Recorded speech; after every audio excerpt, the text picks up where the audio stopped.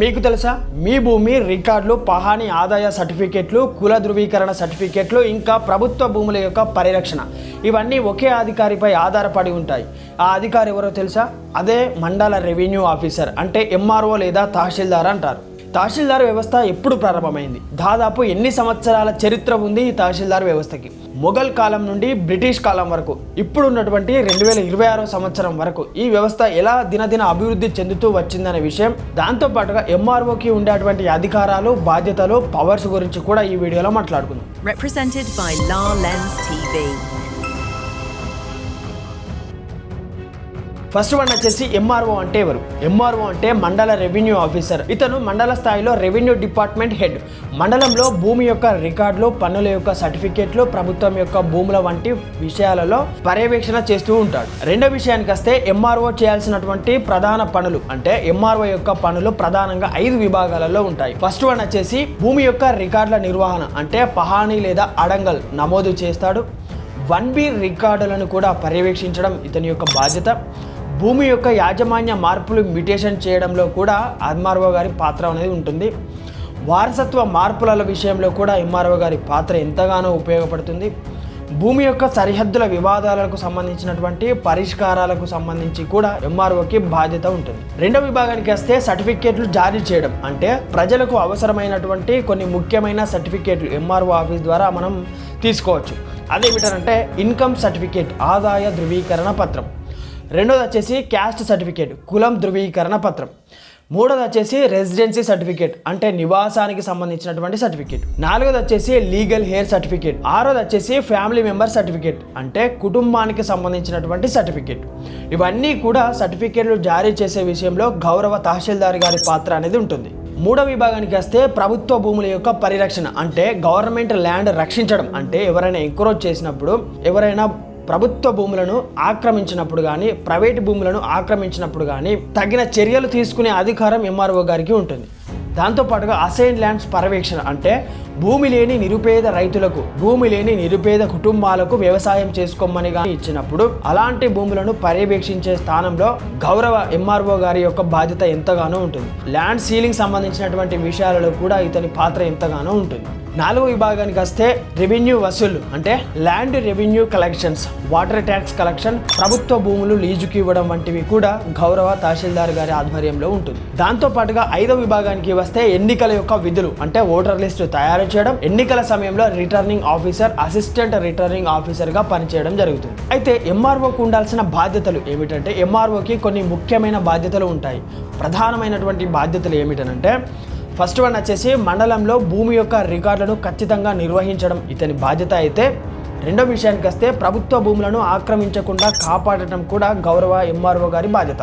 దాంతోపాటుగా ప్రజలకు సర్టిఫికేట్లు సకాలంలో ఇవ్వడం కూడా గౌరవ తహసీల్దార్ గారి పాత్ర ఎంతగానో ఉంటుంది. ప్రభుత్వ పథకాల యొక్క అమలు చేయడంలో కూడా ఇతని యొక్క బాధ్యత ఉంటుంది. రెవెన్యూ వసూలు చేయడంలో, విధి నిర్వహణలో భాగంగా ఇది కూడా చేయాల్సి ఉంటుంది. ఎంఆర్ఓ అనే వ్యక్తి ఎవరి కింద పనిచేస్తాడు అంటే, district collector, revenue divisional officer RDO, sub collector వీరి కింద పనిచేస్తారు. అంటే ఎంఆర్ఓ నుండి ఆర్డీఓ నుండి కలెక్టర్, ఇలా హైరార్కీ అనేది ఉంటుంది. ఇప్పుడు ఎంఆర్ఓ కింద ఎవరు పనిచేస్తారు అంటే, ఎంఆర్ఓ ఆఫీసులో సాధారణంగా కొంతమంది ఆఫీసర్లు ఉంటారు. వారు ఎవరెవరంటే డిప్యూటీ తహసీల్దార్. ఎంఆర్ఓ కింద ఎవరు పనిచేస్తారు అంటే, ఎంఆర్ఓ కింద పనిచేసేవారు ఎంఆర్ఓ, డిప్యూటీ తహసీల్దార్, రెవెన్యూ ఇన్స్పెక్టర్ అంటే ఆర్ఐ అంటారు, senior assistant, junior assistant, village revenue officer VRO అంటారు, విలేజ్ అసిస్టెంట్ అని కూడా అనవచ్చు. దాంతోపాటుగా సర్వేయర్. వీరంతా కూడా ఈ హైరార్కీ అనేది ఇలా ఉంటుంది. ఎంఆర్ఓకు ఉండే పవర్స్ ఏమిటి అంటే, ఎంఆర్ఓకి కొన్ని క్వాసీ జ్యుడిషియల్ పవర్స్ కూడా ఉంటాయి. ముఖ్యంగా ఏమిటంటే, ఫస్ట్ వన్ వచ్చేసి మ్యూటేషన్ ఆర్డర్ ఇవ్వడం, ల్యాండ్ డిస్ప్యూట్పై ఎంక్వైరీ చేయించడం, ఎంక్రోచ్మెంట్ను తొలగించి ఆర్డర్ ఇవ్వడం, రెవెన్యూ రికవరీ చేయడం, సర్టిఫికేట్స్ ఇష్యూ చేయడం. కొన్ని సందర్భాలలో ఎగ్జిక్యూటివ్ మెజిస్ట్రేట్ పవర్స్ కూడా ఉంటాయి. ఇక్కడ చట్టపరమైన అధికారాలు, లీగల్ పవర్స్ ఏమేమి ఉంటాయంటే, ఎంఆర్ఓకి కొన్ని చట్టాల కింద అధికారాలు వినియోగిస్తాడు. ఉదాహరణకు Andhra Pradesh land revenue act, Telangana rights in land and pattadar passbook act, Andhra Pradesh assign lands prohibition of transfer act 1977. ఈ చట్టాలపై అధికారాలు కూడా ఉంటాయి. ఈ చట్టాలపై అధికారం కూడా ఉంటుంది గౌరవ తహసీల్దార్ గారికి. సింపుల్ గా చెప్పాలంటే ఎంఆర్ఓ అనేది మండలంలో భూమి యొక్క మరియు రెవెన్యూ వ్యవస్థకు ప్రధాన అధికారిగా పనిచేస్తాడు. అయితే ఇక్కడ ఎంఆర్ఓ మండల రెవెన్యూ ఆఫీసర్ తహసీల్దార్ కు కొన్ని క్వాసి జ్యుడిషియల్ పవర్స్ ఉంటాయని మనం మాట్లాడుకున్నాం కదా. అంటే అతను కోర్టు లాంటి విధంగా విచారణ చేసి ఆర్డర్లు ఇవ్వగలడు, కానీ పూర్తి కోర్టు కాదు. సాధారణంగా రెవెన్యూ మరియు భూమి యొక్క విషయంలో అధికారాలను వినియోగిస్తారు. ఎంఆర్ఓ గారికి క్వాసి జ్యుడిషియల్ పవర్స్ అనేవి ఉంటాయి. ఫస్ట్ వన్ వచ్చేసి మ్యూటేషన్, పట్టాదార్ మార్పు నిర్ణయించడం విషయంలో. అంటే భూమి అమ్మకం, వారసత్వ, గిఫ్ట్, విల్ వంటి కారణాల వల్ల పట్టాదార్ పేరు మార్చాలా లేదా అనే విషయంపై విచారణ చేసి ఆర్డర్ కూడా ఇవ్వగలడు. ఉదాహరణకు వారసుల మధ్య వివాదం ఉంటే ఎంఆర్ఓ ఎంక్వైరీ చేసి ఎవరు రైట్ ఓనర్ అనేది నిర్ణయిస్తాడు. రెండో విషయానికి వస్తే ల్యాండ్ ఎంక్రోచ్మెంట్ కేసులు, అంటే ప్రభుత్వ భూమిని ఎవరైనా ఆక్రమిస్తే నోటీసులు ఇవ్వడం, విచారణ చేయించడం, ఆక్రమణలు తొలగించి ఆర్డర్ ఇవ్వడం. ఈ అధికారాలు సాధారణంగా ఆంధ్రప్రదేశ్ ల్యాండ్ ఎంక్రోచ్మెంట్ యాక్ట్ 1905 కింద ఉపయోగిస్తారు. మూడో విషయానికి వస్తే ల్యాండ్ రికార్డ్ కరెక్షన్స్, అంటే భూములలో రికార్డులకు సంబంధించినటువంటి తప్పుల సవరణ కూడా. పహాని లేదా అడంగల్లో తప్పుల సవరణ, 1B రికార్డుల గురించి తప్పుల సవరణ, ఇవి సరిచేయడానికి విచారణ చేసి ఆర్డర్ ఇవ్వగలడు గౌరవ తహసీల్దార్ గారు. నాలుగో విషయానికి వస్తే లీగల్ హెయిర్, ఫ్యామిలీ మెంబర్ డిస్ప్యూట్లో కొన్ని సందర్భాలలో లీగల్ హెయిర్ సర్టిఫికేట్ విషయంలో కూడా వివాదం వస్తే సాక్షులను పరిశీలించడం, ఎంక్వైరీ చేయించడం, సరైన వారసులను నిర్ణయించడం, ఇది కూడా గౌరవ తహసీల్దార్ గారి యొక్క బాధ్యత. అసైన్ ల్యాండ్స్ అమ్మకం లేదా బదిలీ చట్టానికి విరుద్ధంగా జరిగితే విచారణ చేయడం, ఆ ట్రాన్సాక్షన్ రద్దు చేయడం, భూమిని ప్రభుత్వానికి తిరిగి తీసుకోవడం వంటివి కూడా చేస్తాడు. ఇది సాధారణంగా Andhra Pradesh assign lands prohibition of transfer act 1977 కింద జరుగుతుంది. ఆరో విషయానికి వస్తే పార్టీషన్ అండ్ బౌండరీ డిస్ప్యూట్. కొన్ని సందర్భాలలో భూమి యొక్క సరిహద్దులపై వివాదం ఉంటే సర్వే చేయడం, రెండు పక్షాల వాదనలు వినడం, సరిహద్దులను నిర్ణయించడం వంటివి కూడా గౌరవ తహసీల్దార్ గారి యొక్క బాధ్యత. అయితే ముఖ్యమైన విషయం మనం గమనించాల్సింది ఏంటంటే ఎంఆర్ఓ ఇచ్చిన ఆర్డర్పై ఎవరైనా అసంతృప్తి చెందితే, అసంతృప్తిగా ఉంటే వారు అప్పీల్ కూడా చేసుకోవచ్చు. అప్పీల్ అనేది రెవెన్యూ డివిజనల్ ఆఫీసర్, అంటే ఎంఆర్ఓ పైన హైరార్కీ ఎవరు? ఫస్ట్ ఆఫ్ ఆల్ అంటే ఆర్డీఓని రెవెన్యూ డివిజనల్ ఆఫీసర్ అంటారు. ఆర్డీఓకి హైరార్కీ అంటే పెద్ద వ్యక్తి ఎవరు అంటే గౌరవ డిస్ట్రిక్ట్ కలెక్టర్ గారికి కూడా మనం అప్పీల్ అనేది చేసుకోవచ్చు.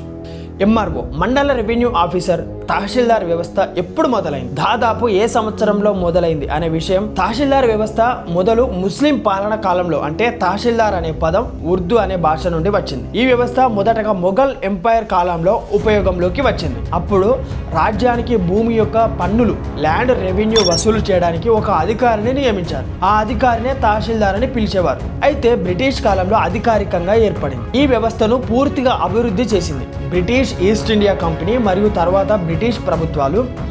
1790 సంవత్సరం నుంచి 1800 సంవత్సరం మధ్య కాలంలో తహసీల్దార్ అనే పదం అధికారికంగా ఉపయోగంలోకి రావడం జరిగింది. బ్రిటిష్ వారు భూమి యొక్క పన్నులు వసూలు చేయడానికి ఒక పెద్ద వ్యవస్థను ఏర్పాటు చేయడం జరిగింది.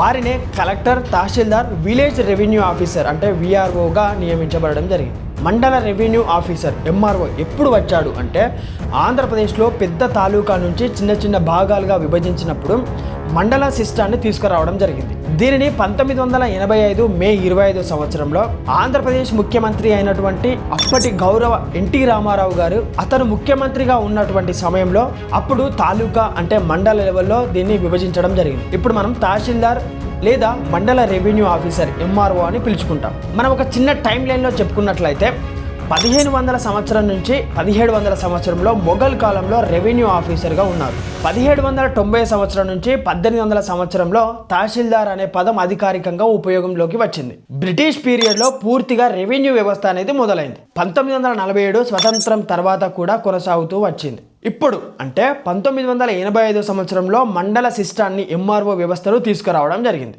సింపుల్గా చెప్పాలంటే తహసీల్దార్ వ్యవస్థ దాదాపు 18వ శతాబ్దం చివరిలో 1790 సమయంలో ప్రారంభమైంది.